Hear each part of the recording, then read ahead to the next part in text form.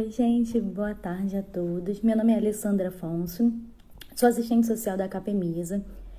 Para quem ainda não conhece o trabalho, a Capemisa Social ela é uma instituição sem fins lucrativos, atua com assessoramento técnico, político, administrativo e financeiro a 42 instituições a nível Brasil. E a live de hoje é para a gente falar sobre a situação da comunidade cigana frente à Covid-19. E para poder abordar essa temática com a gente, vou convidar a Elisa Costa, que é presidente da MSK Brasil. Só um minutinho.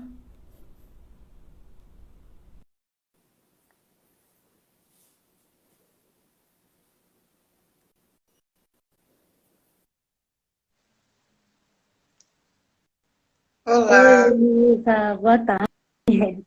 boa tarde. Então, Elisa, a Capemisa ela tem feito uma série de vídeos relacionados a povos tradicionais. Nós recentemente fizemos sobre ribeirinhos e aí convidamos a MSK para poder falar sobre a comunidade cigana, justamente porque a gente acha muito importante abordar essa temática, ainda mais que muitas instituições talvez não conheçam ainda como é trabalhar com povos tradicionais, como está a situação dessa população frente à Covid-19.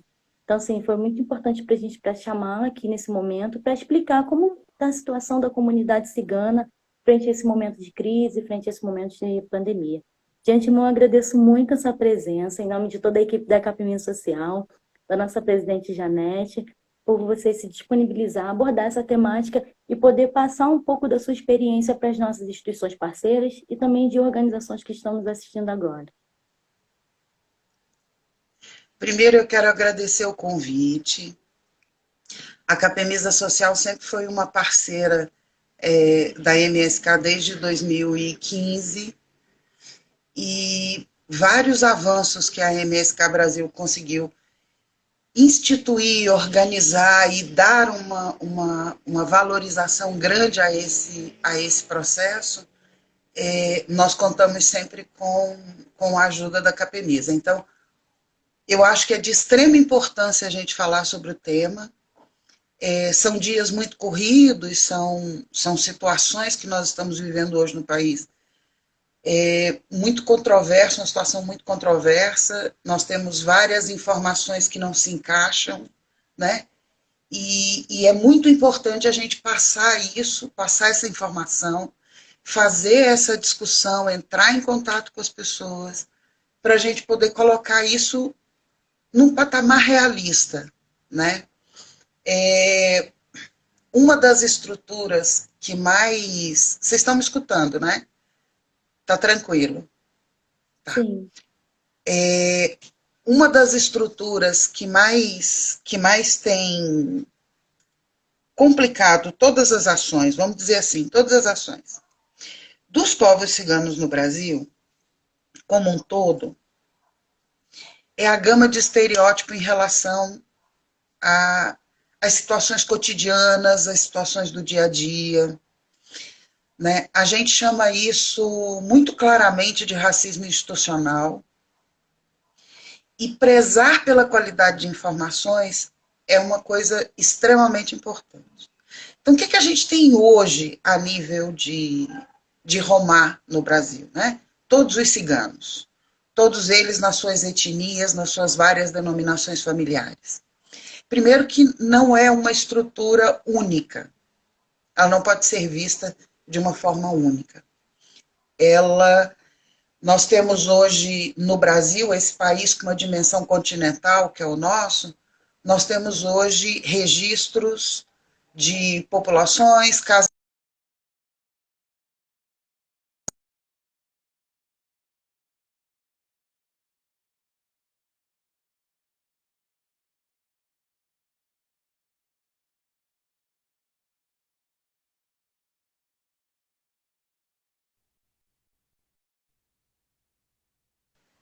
Nós temos uma situação diferente em cada estado, em cada localidade. E há frente à pandemia, e não que essa situação não ocorresse antes, nós estamos vivendo distanciamentos muito complexos, vamos dizer assim. Então, nós temos hoje, por exemplo, localidades. Você tem Bahia, você tem Goiás, com localidades extensas, com vários acampamentos. Você tem a Paraíba com ranchos, com estruturas residenciais diferentes. Você tem o Maranhão com outra forma de se organizar. São Paulo com outra forma de moradia. E hoje a gente consegue fazer uma discussão, Alessandra, que é super interessante, que é o seguinte: o que é a vulnerabilidade social? Aonde ela atinge? Como é que ela atinge isso? Como que a gente vê? Como que a gente menciona isso? Então, através do SUAS, e isso a gente precisa deixar muito claro, que o Sistema Único de Assistência Social, assim como o Sistema Único de Saúde, são de fato conquistas e nós precisamos nos apropriar desta estrutura. A estrutura do Sistema Único de Assistência Social, ela é tão importante para a gente poder dimensionar tudo isso, que hoje, no Brasil, é a única coleta de dados que nos especifica aonde estão várias dessas comunidades no Brasil é exatamente o cadastro único e o vínculo com Bolsa Família.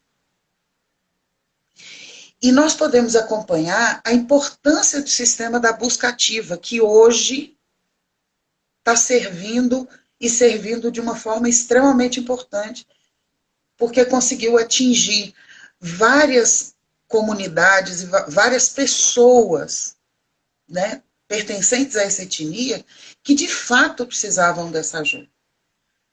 E por que a gente fala isso?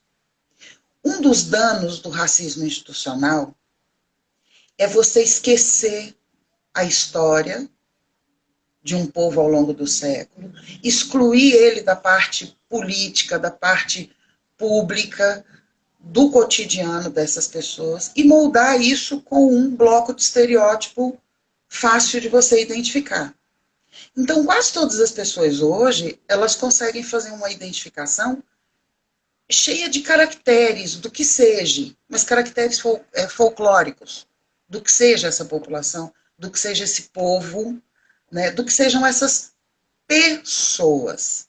Então, quando a gente pega os dados do CAD único e os dados do Bolsa Família, você consegue ter o olhar de pessoa.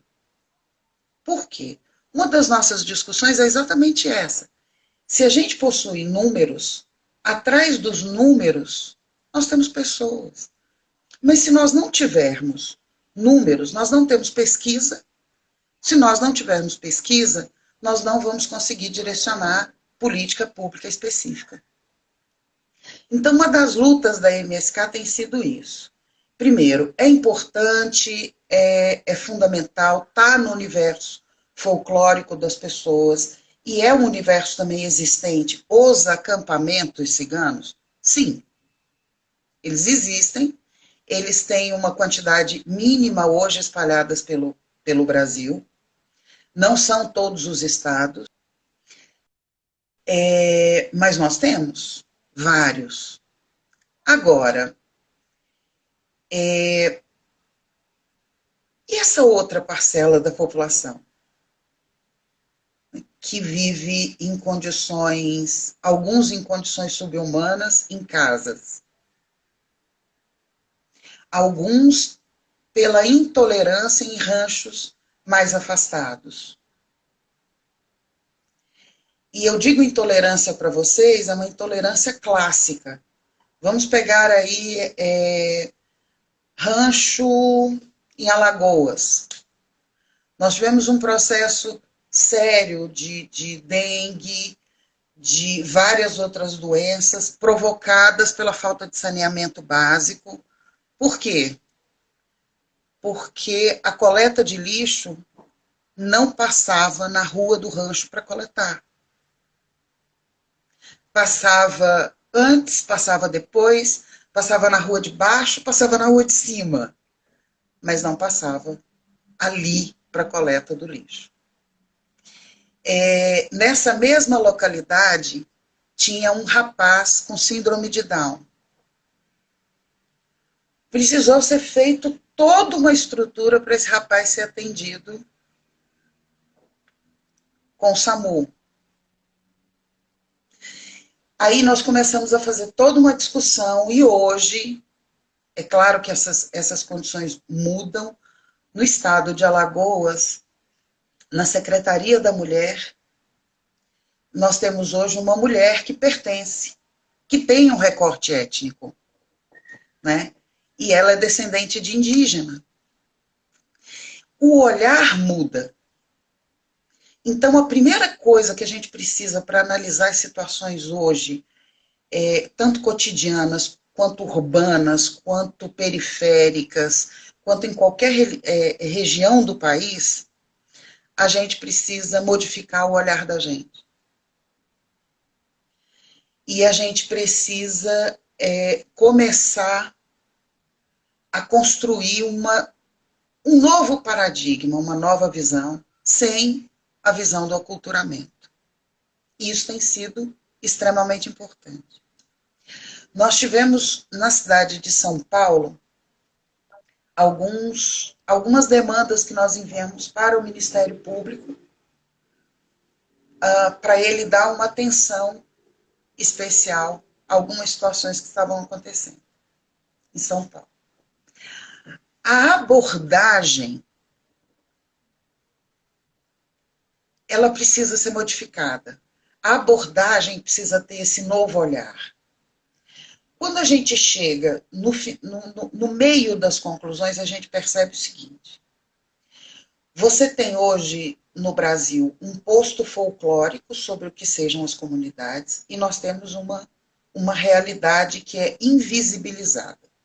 Então, hoje, nós não podemos mais dizer que os povos ciganos, os assim chamados ciganos no Brasil, porque, diga-se de passagem, esse é um nome que foi dado por não ciganos, né? Então, ele, na realidade, ele não estampa a realidade do que é o povo de etnia romani, os romá, os assim chamados ciganos do Brasil. Mas, quando você consegue ter essa dimensão de povo, você consegue perceber que nós temos hoje uma série de estruturas que nos garante direitos, onde esse direito ele é garantido, onde você tem uma base de política pública para você poder fazer o atendimento dessa estrutura, mas você percebe que não há vontade política. E aí, numa situação, no caso da pandemia, você tem todo esse recorte invisibilizado em algumas estruturas e atendidos em outras. A gente agradece muito, por exemplo, situações precárias de extrema dificuldade em Santa Catarina, interior de São Paulo, Paraíba, e Pará, e várias outras, elas foram atendidas, elas conseguiram fazer essa entrada, estão recebendo, estão conseguindo esse recurso, e isso, o recurso está sendo distribuído dessa renda de emergência, mas vamos nos atentar para o que a gente chama hoje de exclusão digital. Então, a gente fica muito preocupada, na realidade, a MSK tem uma preocupação muito grande de tentar esclarecer, de tentar fazer esse caminho do meio. Quando a gente deu o curso na Capemisa há uns anos atrás, eles perguntaram muito isso, por que a gente insistia muito com essa frase? O caminho do meio. Olha, em 2018, na 11ª conferência de Assistência Social, nós conseguimos produzir um documento muito claro sobre a necessidade das políticas específicas. Em 2017, 2016, quando a MSK fez parte do Conselho Nacional de Assistência Social, nós conseguimos produzir o primeiro caderno temático, onde deixa isso muito claro, quem conhece um não conhece todos, e esse caminho do meio. Por que a gente fala muito nesse caminho do meio em relação à assistência social? Porque a gente precisa preservar e a gente precisa juntar forças com o pessoal que trabalha na assistência social. Os profissionais da assistência social. Essa porta de entrada que garante direitos, que garante cidadania e que precisa ter um olhar,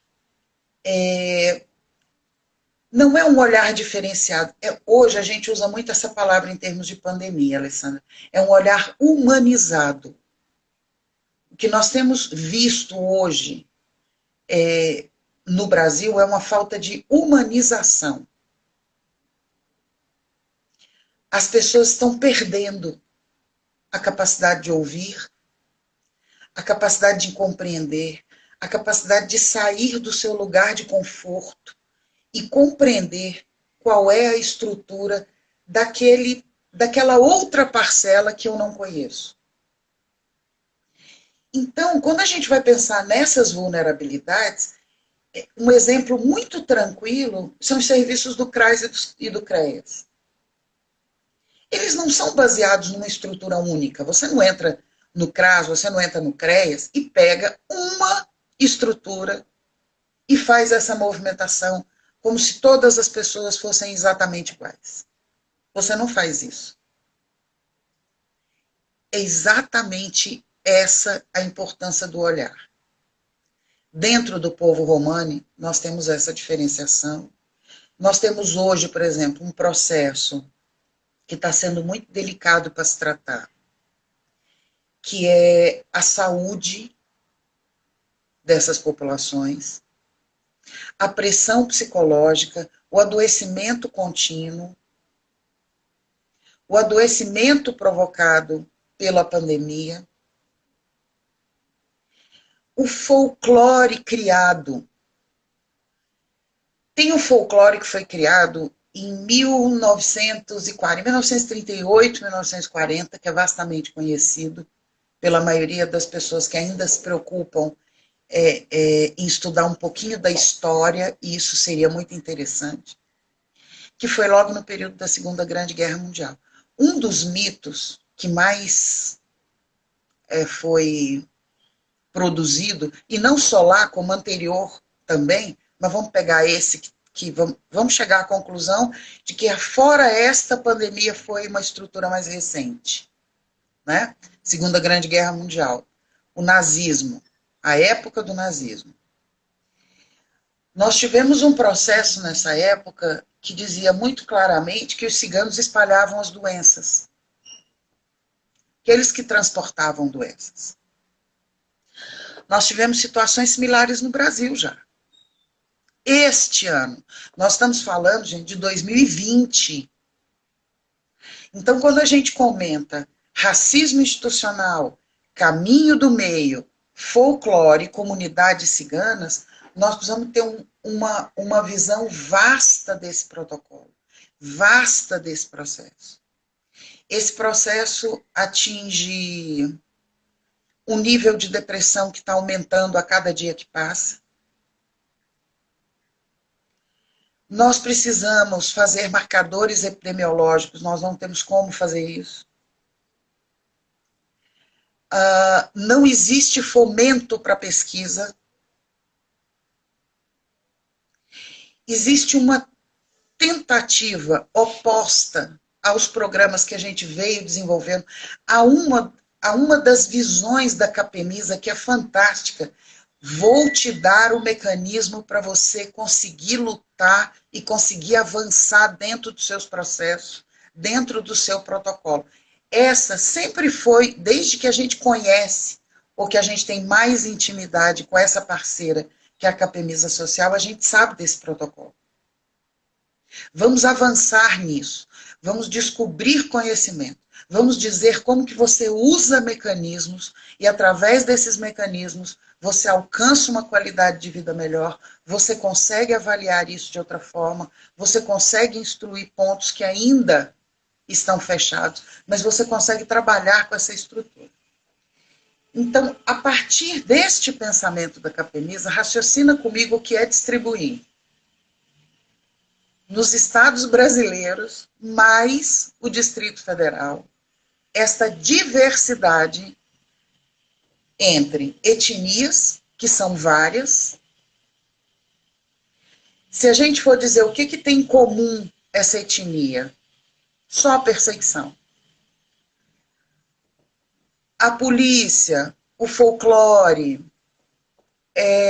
a construção popular, ela é colocada num site da cidade de São Paulo, por exemplo. Não pare perto do metrô tal, porque se as ciganas estiverem lá, saibam que elas estão especificamente para lhe roubar. Está num site aberto, um site de compras de São Paulo. Nossa. Continuo reforçando a ideia de vocês que isso é agora. 2018, 2019, 2020. Nós temos acampamentos de extrema pobreza, de extremo abandono. No estado de Minas, no sudeste, no nordeste do país. Temos no norte. Existe. Existe sim. Mas quando você vai pensar o seguinte, vamos construir um processo de acolhimento. Vamos construir uma dimensão disso, daquilo ou daquilo outro. O que é necessário hoje para a gente construir? A gente esbarra nos mesmos protocolos. Quando nós vamos buscar dados, por exemplo, nós entramos na mesma discussão. Então, você pensa hoje, volto de novo a repetir, nós estamos no ano de 2020. Nós temos conceituação de que povo cigano é religião até hoje. E cada um é livre para optar pela sua própria religião. Então, essa é uma das maiores falácias. Em 2019, nós tivemos contato com algumas assistentes sociais que muito tranquilamente disseram o seguinte, nós resolvemos fazer um bate-volta de pergunta e resposta. O que vocês precisam? Qual a dúvida de vocês? Façam dúvidas pontuais, nós respondemos de forma pontual. A dúvida que mais apareceu, o que mais apareceu, para te dizer a verdade, como é que eu faço para entrar nessas localidades? Porque eu tenho medo de entrar nessas localidades. E aí a gente começou a conversar sobre o medo. Sobre o medo. E é interessante porque você tem os profissionais de um lado, as entidades, as organizações de acolhimento, ou as organizações de ajuda, enfim. Vamos colocar aqui as várias parceiras da Capemisa, as várias parceiras da MSK. Vamos colocar assim. Então, nós temos os profissionais de um lado. E nós temos do outro lado essa população. Não se enganem. O receio e o medo, ele é igual dos dois lados.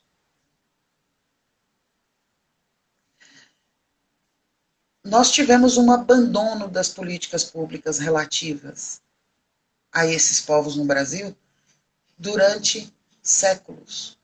E durante séculos, eles sofreram e foram catalogados, demarcados, explicitados e expostos, como são até hoje. Se eu tiver hoje um problema numa determinada região do país, se acontecer qualquer coisa, a manchete não vai ser em relação à pessoa, vai ser em relação à etnia. Ciganos foram presos em tal lugar. Ciganos, não sei o quê, não sei o quê, não sei o quê, não sei o quê. Os ciganos.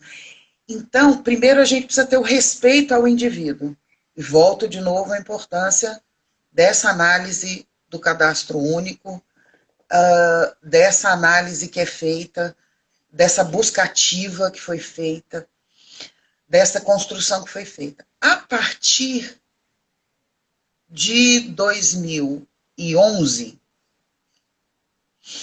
nós começamos a colocar, junto com um grupo,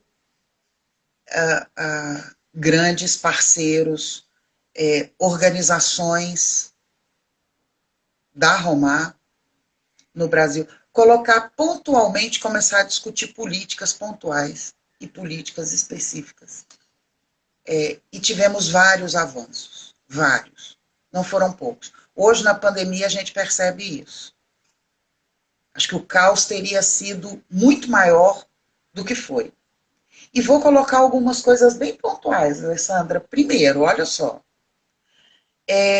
Nós não tivemos divulgação específica, e não digo só para povos ciganos, não. Vamos colocar aí povos e comunidades tradicionais. Cada um teve que se virar em como passar essa informação.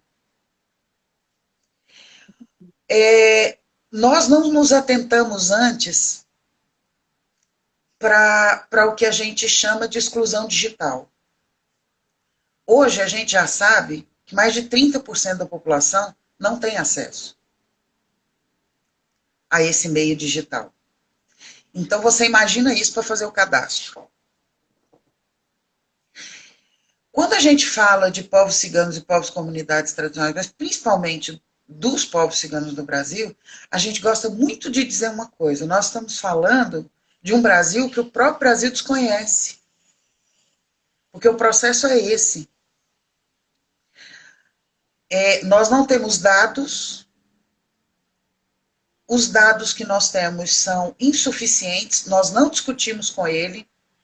Uma das brigas que a MSK levou adiante e que nós tivemos muito apoio da Capemisa Social e também de uma pessoa que é muito querida e que trabalhou muito em conjunto com a Capemisa Social também, que é o José Ribeiro, estatístico, José Ribeiro, nós conseguimos montar estatísticas e quando o governo vinha e nos dizia assim, qualquer organismo do governo e qualquer das outras estruturas, não, mas esses números estão errados, a gente dizia assim, gente, se a gente não lida com nenhum e de repente eu tenho 200, 300, eu tenho um mundo.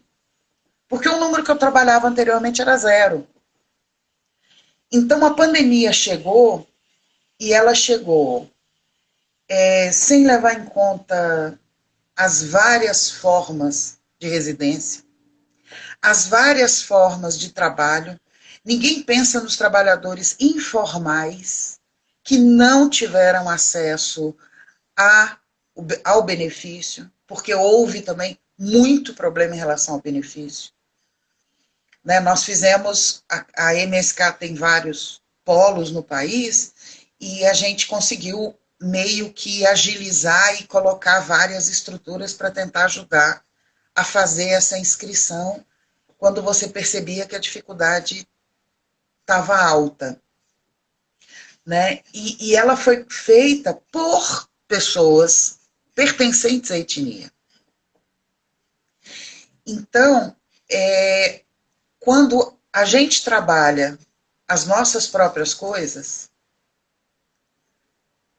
e aí os parceiros estão do lado, a gente ganha um mecanismo novo para dizer, olha, nós estamos aqui, as falhas são essas, os processos são esses. Como que você estabelece, por exemplo, nós vimos essa discussão da água,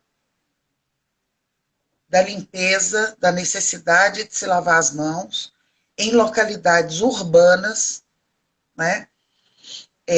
aonde não tinha água para beber, para tomar banho, para o mínimo. Como é que você vai ter água para fazer? Como é que a gente vai tratar dos parquistas, dos circenses, dos acampamentos e das localidades mais afastadas? A solução parcial, e que foi muito boa, veio de um grupo que trabalha com a população em situação de rua, que foram as garrafas PET, uma com sabão e a outra com água, para você tentar manter pelo menos as mãos livres, né? E aquela ideia de um paninho misturado com sabão para você limpar o chinelo, limpar o sapato, passar ali antes de você entrar dentro do seu ambiente, para ter o mínimo de possibilidade de atingir isso. Não houve preocupação de ninguém, essa preocupação foi específica nossa, e continua sendo até hoje. A prevenção continua sendo uma das maiores discussões que a gente tem até hoje.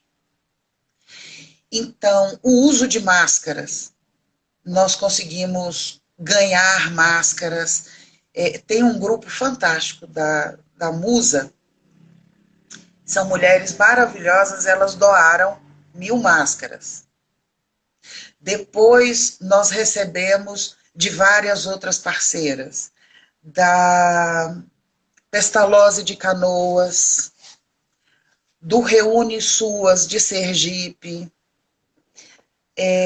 Foi feito aqui em Brasília pela MSK, a comunidade Lovara fez a confecção de máscaras. Ainda temos essa confecção de máscaras. Agora com a greve está complicado enviar.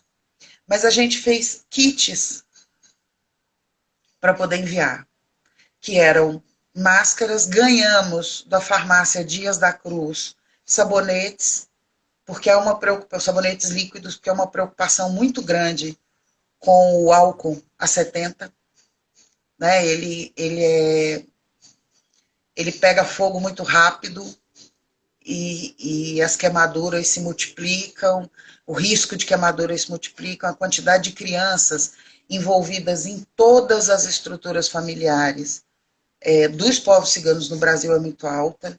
Então, a gente tentou discutir muito isso em relação ao uso do sabão para poder atingir todo mundo com a facilidade e manter esse hábito, manter esse processo do hábito. Um outro processo que é impressionante, mas eu acho que atinge muita gente, é o processo da cesta básica. Não houve distribuição de cesta básica. Não houve.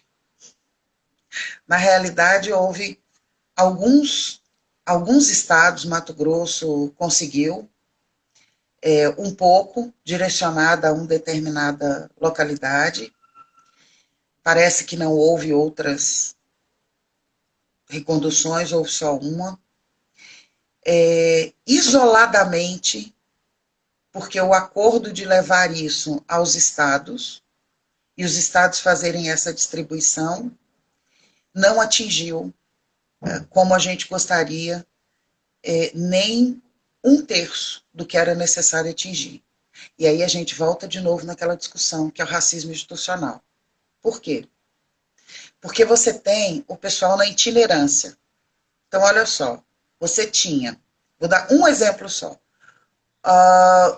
um grupo familiar mora no estado de Goiás, tem residência, tem casa, estava nesta situação de itinerância para o Nordeste do país, para vendagem.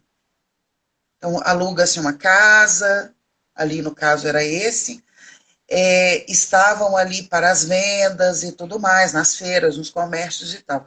Entra a situação da pandemia e entra a proibição de você sair de um estado. Permaneceram no Nordeste.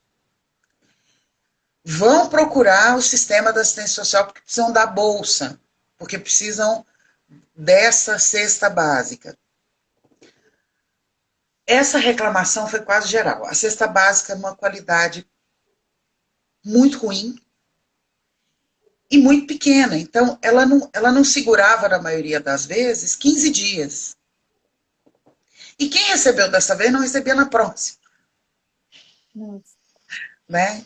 Então, quando você pega qual é a vulnerabilidade dessa? Total. Você está fora do seu núcleo familiar, você não está cadastrado naquele estado, não respeitam a estrutura de itinerância, né? Mesmo que ela já esteja garantida no atendimento à saúde, mesmo que ela já esteja garantida na estrutura educacional, que é o CNE3, mas você não aceita nesse momento da pandemia. E outra, há vários comentários dizendo o seguinte, mas ali não é um acampamento, e nós vamos atender os ciganos que estão no acampamento. E os ciganos que estão em casa? Então, os ciganos que estão em acampamento é a manutenção do folclore, do desconhecimento de como essa população vive, de quais os percalços que ela necessita, do que ela precisa. E aí, com isso, no Rio Grande do Sul, já começou a ter expulsões de acampamentos, né, com falas muito claras, não quero esses ciganos aqui. Porque eles estão, no meio da pandemia, eles estão espalhando Covid. Então, a gente pega a mesma informação de 1940 e isso para falar do Brasil.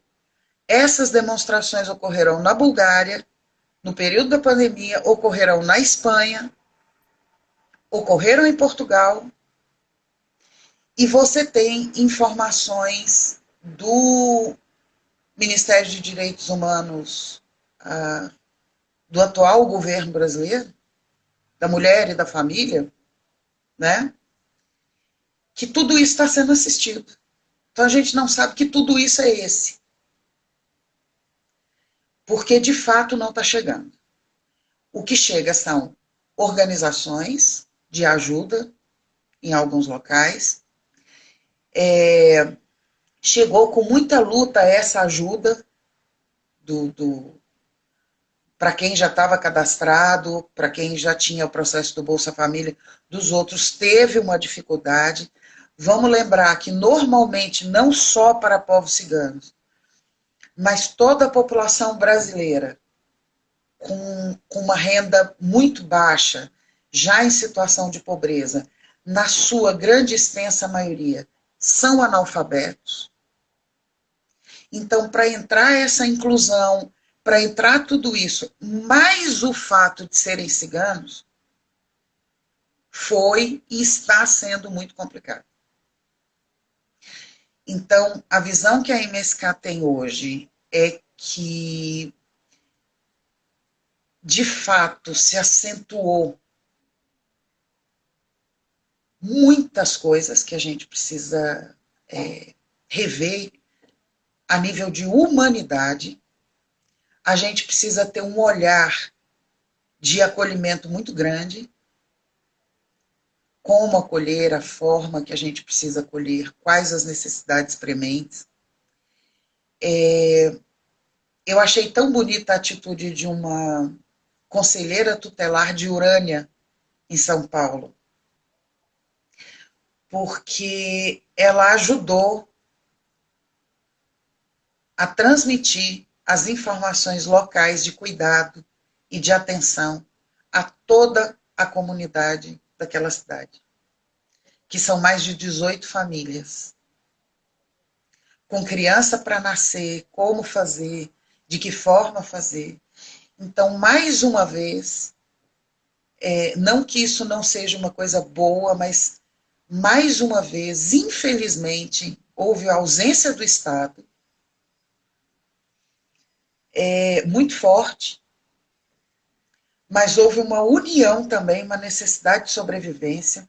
Em Porto Seguro, na Bahia, a gente recebeu uma ligação em que eles tinham as cestas, mas eles não tinham o dinheiro para o transporte. Então, nós ajudamos com o dinheiro do transporte. E eles já tinham conseguido as cestas. Mas as cestas foram doadas por um morador de uma cidade vizinha. Né?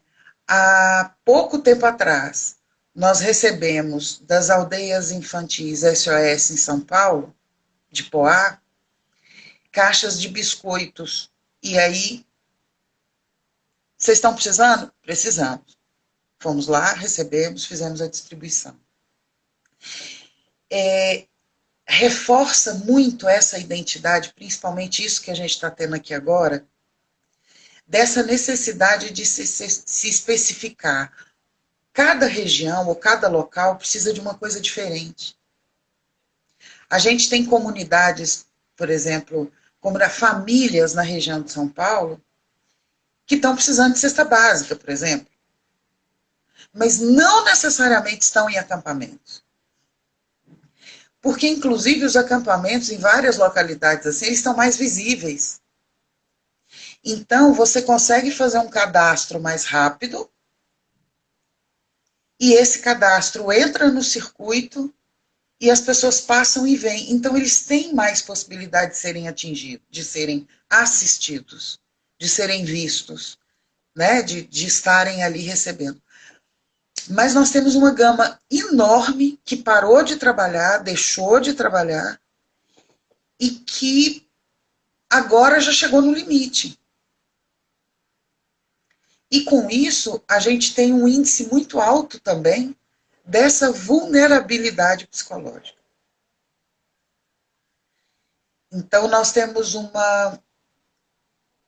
solicitamos em março desse ano, uma ação conjunta na formulação de um protocolo de emergência. Foi muito triste as respostas que a gente obteve do governo.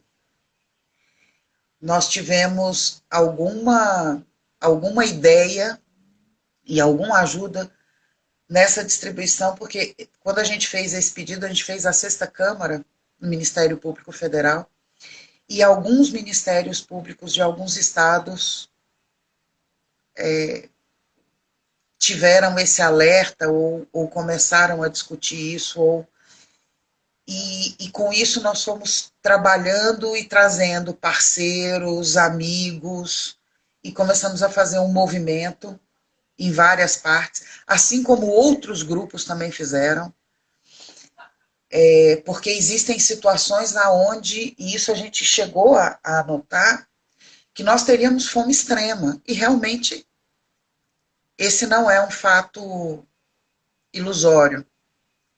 Isso de fato acontece.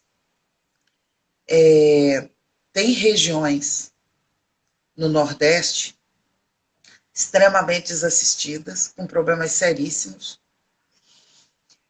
e com esse nível e esse grau de preconceito. Por onde a gente olha, Alessandra, de fato é o caminho do meio. A gente precisa que o olhar mude, a gente precisa que o racismo institucional seja encarado de uma forma séria, a gente precisa tratar da humanidade dos nossos pensamentos, dos nossos trabalhos, das nossas profissões.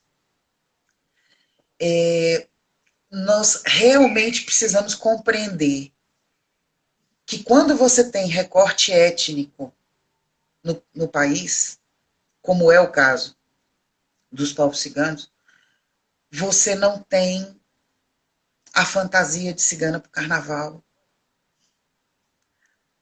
Você não tem a blusa que é chamada de ciganinha, que é bonitinha, que está pendurada numa loja. Você tem uma realidade que condena crianças, que mata pessoas, que restringe a elas ao obscurantismo. Você tem perseguição religiosa. Você tem hoje no Brasil, independente do que quer que seja, se uma mulher é identificada dentro de um supermercado, dentro de uma loja, dentro de um shopping, como pertencente a essa etnia, ela vai ser vigiada de perto, da hora que ela entra à hora que ela sai. E as pessoas precisam compreender que este olhar sobre esta mulher causa danos, muitas vezes irreparáveis.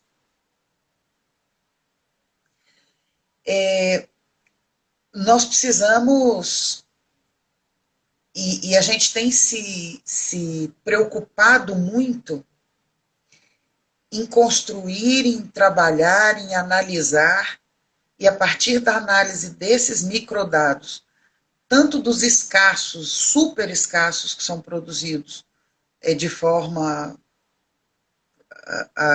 pelo Estado, nós produzimos os nossos dados.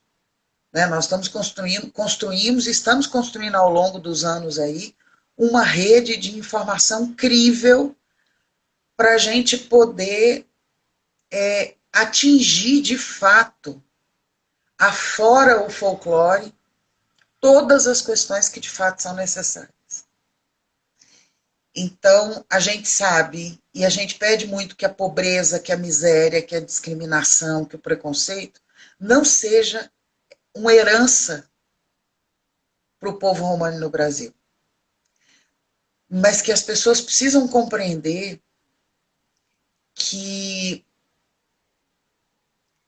existem várias pessoas de etnia romana no Brasil, com suas profissões, com seus trabalhos, com suas dificuldades. E muitas delas precisam de ajudas que remetem desde o registro civil, e isso é muito tranquilo. 2019, Estado do interior de São Paulo, nasce um bebê sem a explicação no hospital.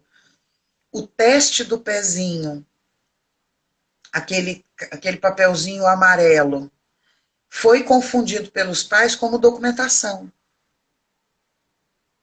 Depois que passou um determinado tempo, a gente precisou fazer fomos investigar. E aí nasceu, que lindo. E cadê? Já está com o registrozinho, já está com tudo direitinho? Não, vamos precisar fazer. Foi fazer. A quantidade de empecilho é sobrenatural. Chega ao ponto de solicitar que só pode fazer o registro daquela criança na cidade aonde ela nasceu, com o registro do hospital que já tinha, mas tinha que ser um outro, porque afinal de contas está registrado que a mãe ganhou o menino ali, mas o pai, e que precisava ter várias testemunhas de que aquela pessoa morava ali. Aquela pessoa estava em situação de itinerância.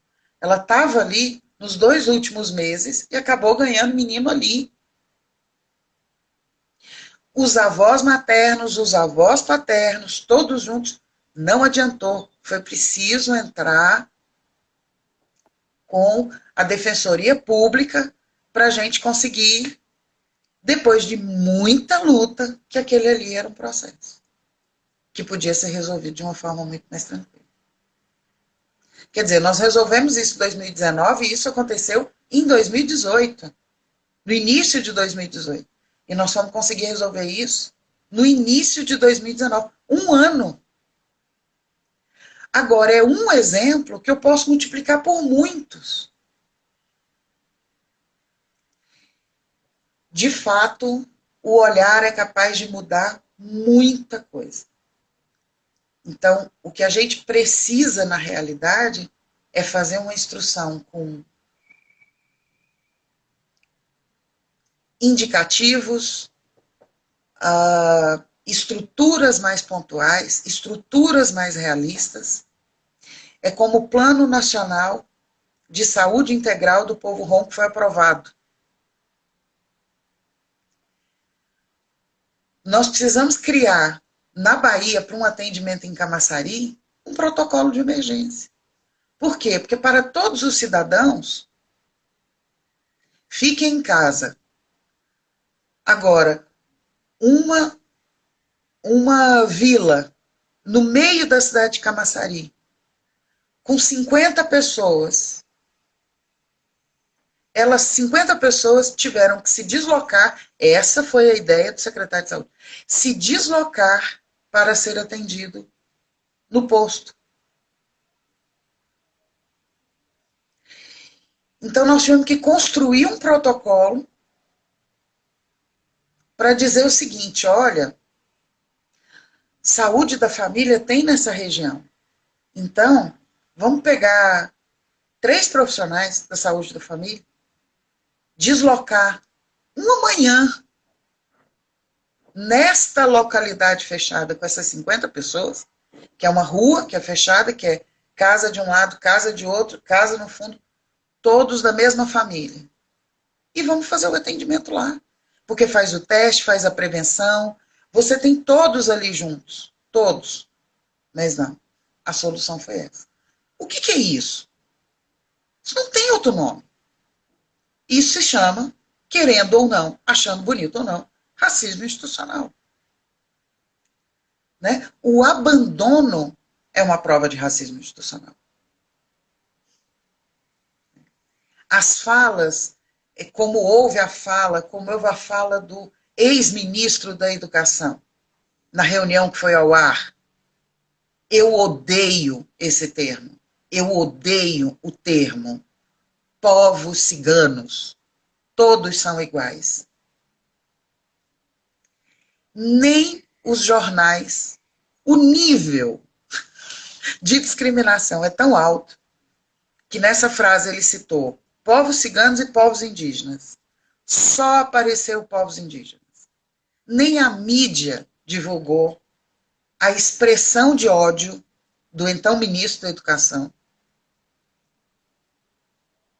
em relação a esse recorte. Porque esta diferença não poderia ser vista de outra forma. Então, o momento em que nós vivemos hoje é um momento delicadíssimo, é um momento que passa pela estrutura real, mas passa por esse banho de discriminação, por esse racismo coletivo, esse racismo que já virou comum, ele já está comum na sociedade, e num período de pandemia ele se agrava muito, em todos os níveis. Estando dentro de casa, estando no rancho, estando num acampamento, estando em residência isolada, não importa.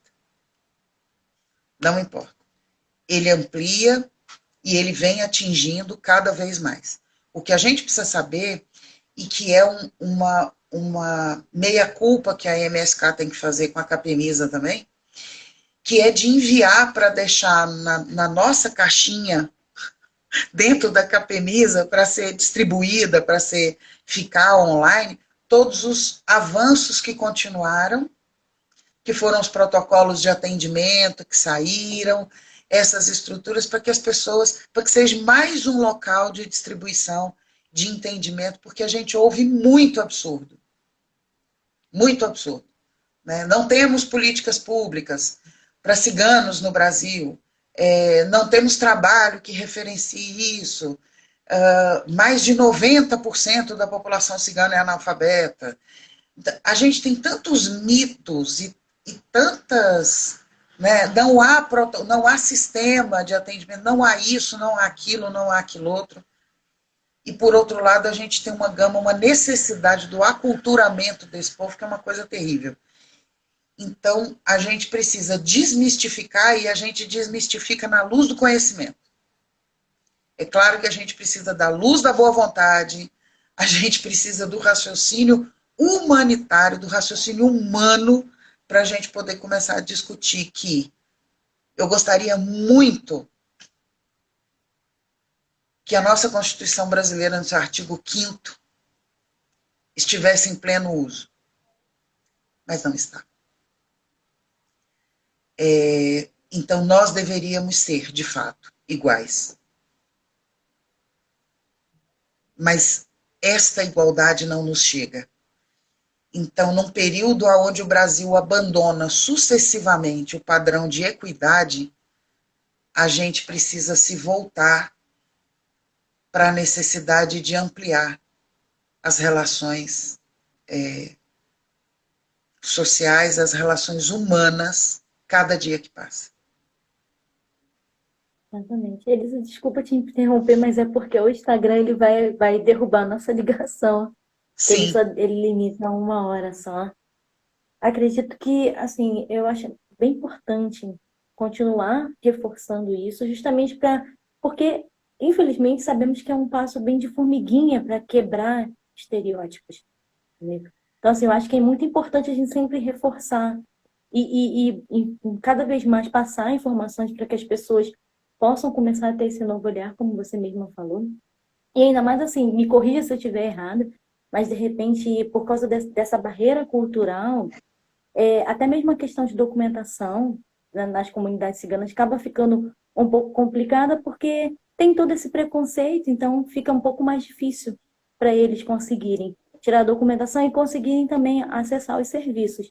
E com a MSK ali, acredito que o trabalho de vocês é imenso em relação a isso, a conseguir auxiliar nesse momento. Porque é justamente por causa desses intensos estereótipos que existem.